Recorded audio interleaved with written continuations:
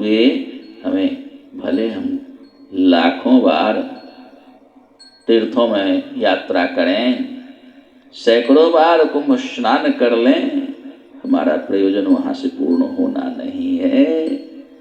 यह तो हमें ज्ञात है।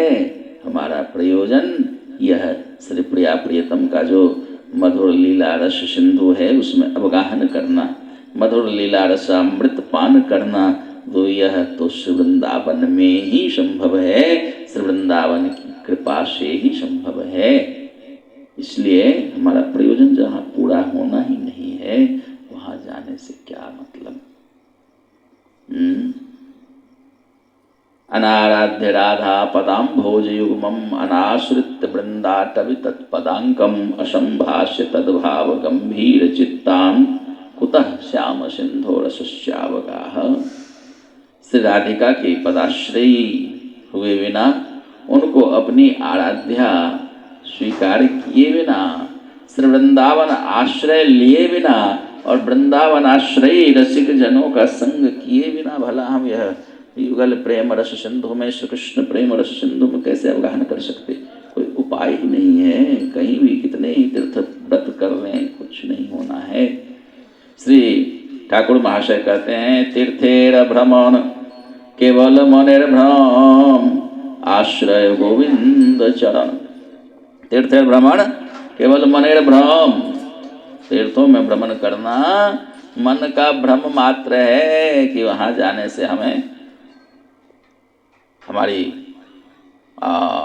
उन्नति होगी, कल्याण होगा। नहीं नहीं, कल्याण तो गोविंद चरण आश्रय से ही होता है, दूसरा और कोई कल्याण का और मार्ग नहीं है और कोई उपाय नहीं है।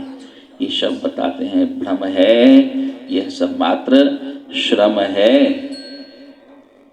जब तक गोविंद चरण में मति स्थिर नहीं हो जाती है तब तक यह भागना होता है। तीर्थों में जाकर के क्या आप उपार्जन कर सकते हैं? पुण्य लाभ, पुण्य ही तो प्राप्त होगा ना। पुण्य होने से फिर क्या होगा? और अधिक प्रारब्ध वृद्धि होगा, उससे प्रारब्ध बढ़ेगा, सुख में प्रारब्ध और भोगने पड़ेंगे। प्रारब्ध तो भोगना ही पड़ता है, चाहे सुख में प्रारब्ध हो, पुण्य में प्रारब्ध हो या पाप युक्त प्रारब्ध हो, भोगना पड़ता ही है। जैसे दुख भोग लेते हैं ना, जो हमारे ऊपर दुख विपत्तियां आती है वो हमारे ही पाप जनित प्रारब्ध का भोग होता है, और जितने ही भौतिक सुख प्राप्त होता है वह पुण्य जनित प्रारब्ध का भोग होता है। जैसे पाप जनित प्रारब्ध का भोग भोगना पड़ता है बिन चाहे। चाह करते हैं कोई कि हमें दुख मिले, दुखी हो जाए, बुखार हो जाए, बीमारी लग जाए, दरिद्रा आ जाए, कोई चाहता है?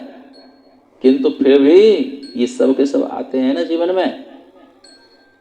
हाँ, कभी सुख तो कभी दुख, चक्र की तरह, पहिए की तरह जीवन में आता रहता है। चक्रवत परिवर्तनते सुखानी च दुखानी च, सुख और दुख जीवन में चक्र की तरह आता जाता रहता है। तो जैसे बिन चाहे भौतिक ये विविध दुख भोगने पड़ते हैं ना, संसारिक दुख, वैसे ही बिना प्रयास के ही, बिना चाहे ही जो प्रारब्ध जनित सुख है भौतिक, वो भी प्राप्त हो ही जाता है। कितना ही बचना चाहें तो भी प्राप्त होगा। हाँ, ये तो मोह अज्ञानता ऐसे बांध रखी है कि विचार ही नहीं कर पाते कि ये जो मिल रहा है सो हमारे प्रारब्ध का ही हमें प्राप्त हो पा रहा है, इससे अतिरिक्त कुछ मिलना नहीं है। उसको इस अज्ञानता के कारण उसे अपना प्रयास का फल मान लेते हैं। हाँ, भौतिक सुख की प्राप्ति अपने प्रयास का फल मानते हैं कि हमने किया तो यह प्राप्त हुआ।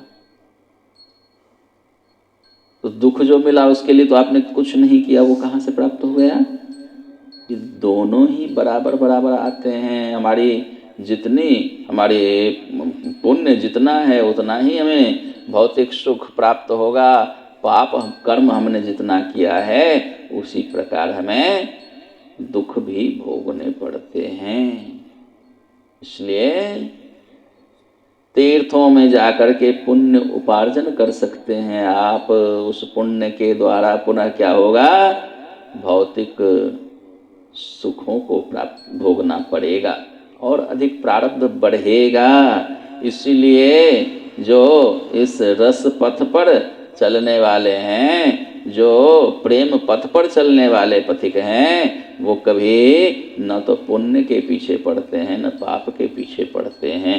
वो दोनों को ही बंधन मानते हैं, दोनों में ही सम स्थिति में रहते हैं। सुखे दुखे समो भूत्वा लाभा लाभो जया जयो। सुख में दुख में, लाभ में हानि में, जय में पराजय में, सब में एक ही स्थिति हुए रहते हैं, समभाव से रहते हैं। वो तो जानते हैं जैसे दुख मिला वैसे ही सुख भी हमें प्राप्त होना है, तो उसी को भोगते हैं सम स्थिति में।